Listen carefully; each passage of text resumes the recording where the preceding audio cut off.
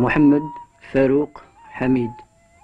Lors de la dernière sécheresse qui ruinait la moisson, le vieux leur avait dit « Vous partez pour la France, car on dit que là-bas il y a du travail pour tous les bras. » Mohamed y a déjà travaillé, il est l'aîné, il sera le responsable. Vous resterez unis parce que vous êtes cousins, vous serez dignes, vous éviterez les mauvaises femmes et la boisson, parce que vous êtes musulmans et parce que vous êtes mes petits-fils. Avant le départ, vous irez à Bouhmama faire une image pour qu'on garde souvenir de vous jusqu'à votre retour.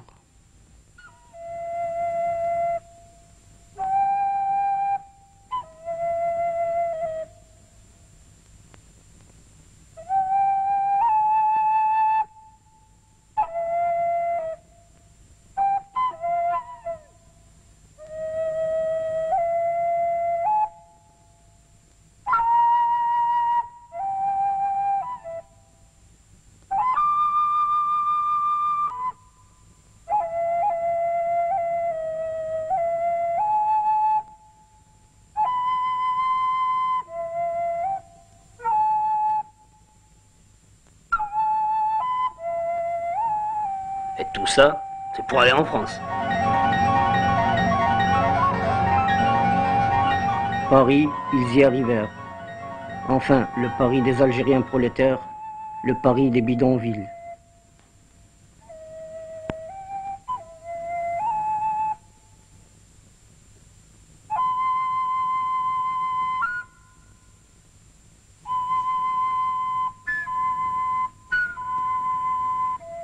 Mohamed connaissait, il avait des adresses. Mais des adresses vieilles de 10 ans.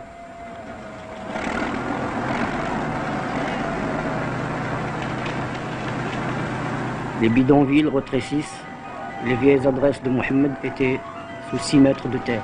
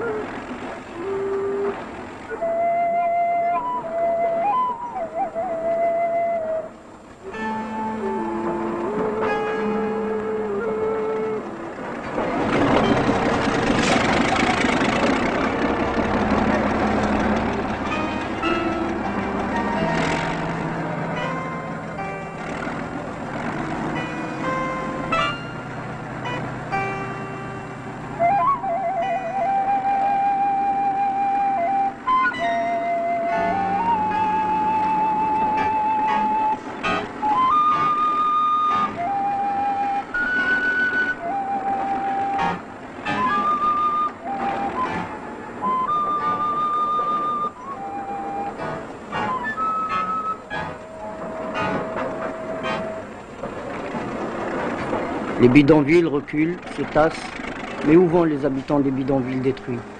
Quelques-uns vers les HLM ou les centres d'accueil, la majorité s'éparpille et descend vers les bords de la Seine ou de la Marne.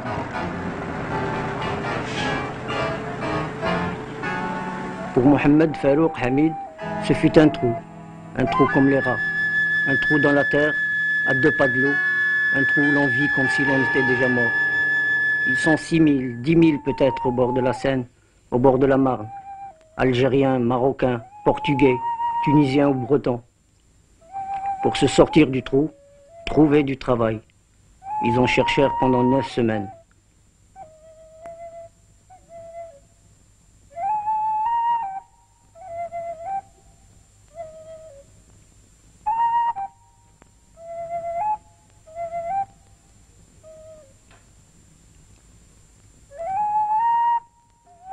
Et puis, Hamid tomba malade.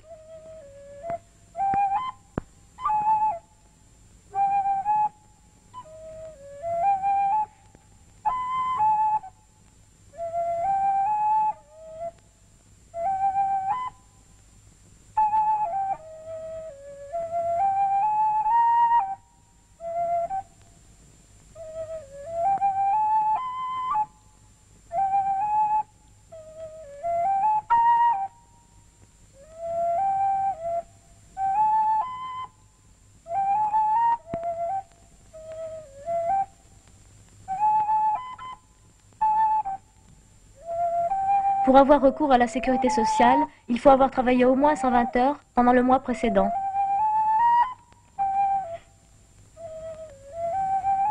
Pour bénéficier d'une aide, laissez-nous votre adresse. On fera une enquête et on vous écrira.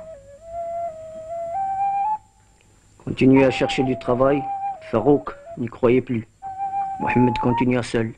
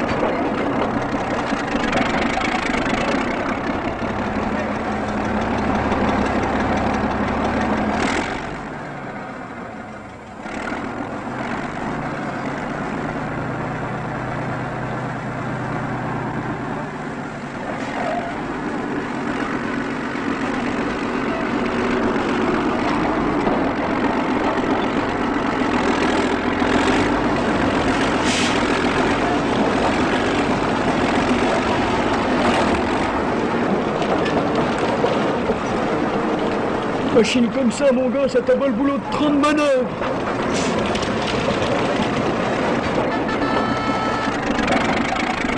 Et les 30 manœuvres, qu'est-ce qu'ils deviennent?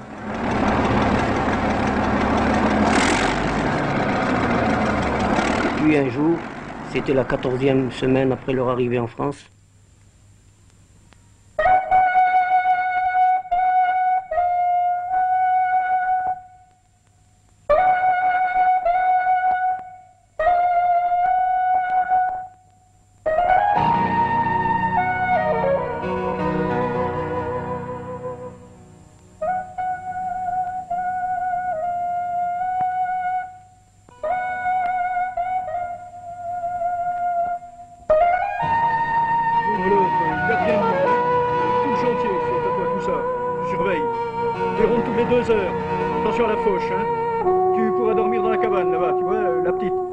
Faut la meubler, un poêle, une couverture, t'arrangeras ça, hein?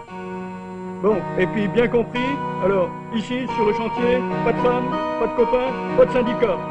Bon, je te verrai demain matin, hein. Ça va? Demain matin. Bon, à demain. Allez.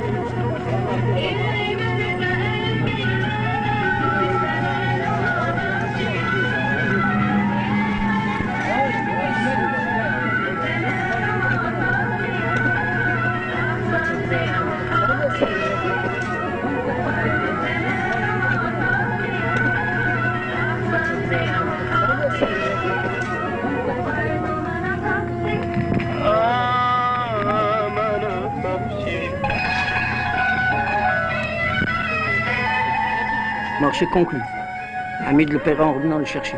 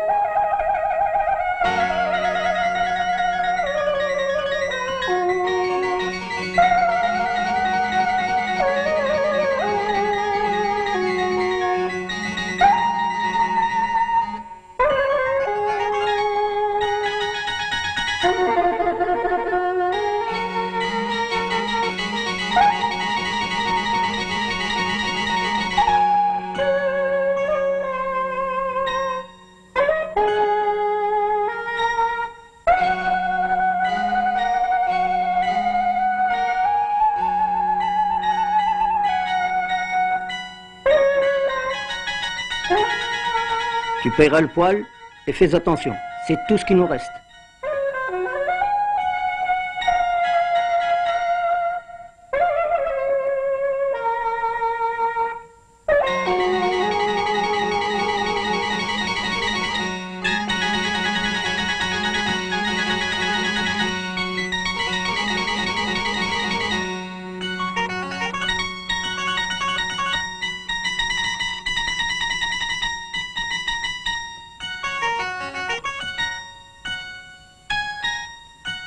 ريحة البلاد, l'air du pays, pour 5 francs.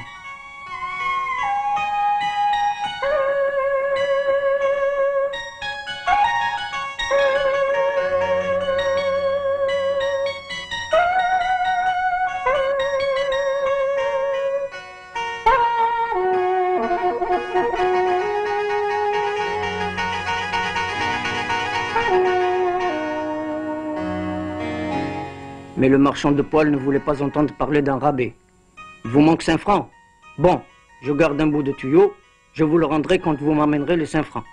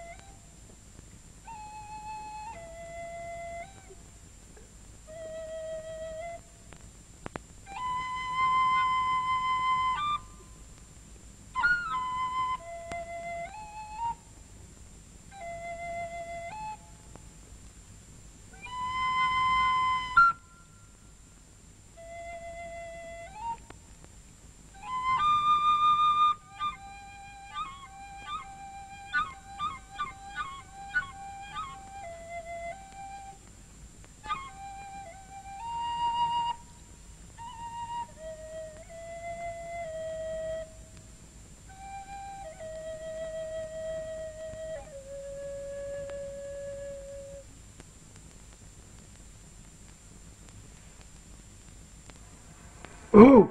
Oh! Oui, gardien! Tu l'as pas vu, l'arabe? Il doit dormir encore, on peut pas leur faire confiance. Je vais lui sonner les cloches, moi, tiens. Tiens, oh! Bon sang! Bon sang, c'est pas vrai.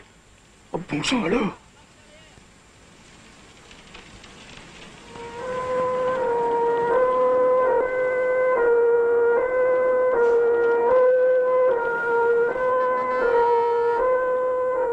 Bernier, directeur des travaux et chantiers Ruggieri sur les bords de la Seine, a découvert ce matin dans la cabane de gardien de nuit du chantier les corps de 3 Nord-Africains. L'examen des papiers a prouvé qu'il s'agissait des dénommés Mohamed Zenati, Farouk Zenati et Hamid Zenati, originaires de Bouamama. Le docteur Huguin, appelé sur les lieux, a conclu à l'asphyxie par oxyde de carbone. La réanimation tentée par les pompiers s'est avérée vaine. Rappelons que l'an dernier, dans les logements de fortune des travailleurs étrangers en France, on a déploré plus de 1200 cas d'asphyxie dus aux mauvaises installations de chauffage. Et maintenant, notre bulletin météorologique.